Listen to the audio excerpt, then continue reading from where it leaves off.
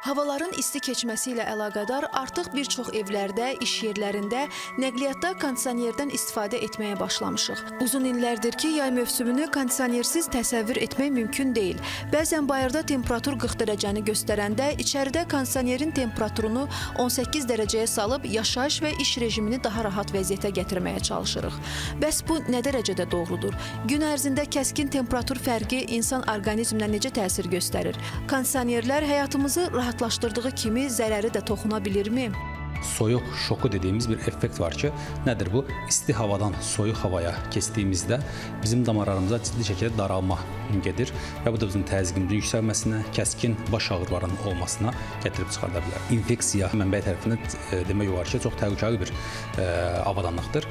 Belə ki, onun tərkibində xüsusən də filtri dəyişməmiş kondisionerlərin tərkibində bakteriyaların, infeksiyaların miqdarı həddindən artıq çox olduğunda onlar insanlara tənəffüs yollarına daxil olaraq ciddi şəkildə tənəffüs yolu infeksiyalarına qədər gətirib çıxarda bilər.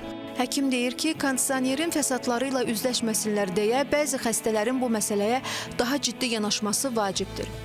Eyni zamanda ürək-qan damar sistemi xəstəlikləri, arterial hipertenziyadan əziz çəkən insanlarda kondisionerləri istifadə edərkən mütləq diqqət etməlidirlər.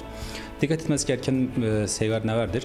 Birinci növbədə kondisionerlərin baxımı yerində olmalıdır. Artıq yay aylarına girdiyimizə görə mütləq kondisionerlərin filtrləri dəyişdirilməlidir, baxılmalıdır və daimi olaraq kondisioner olan bir otaqda oturmamaq lazımdır. Mütəmadi olaraq kondisioneri yandırıb söndürmək vacibdir və sadəcə kondisionerin havası ilə deyil, eyni zamanda pəncərələri açaraq da normal havanın da otağa girməsini təmin olunmalıdır.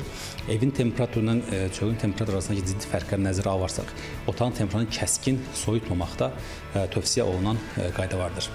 Ekspertlər qeyd edirlər ki, həm evdə, həm avtomobildə kondisionerin filtrinə vaxtında nəzarət etmək lazımdır.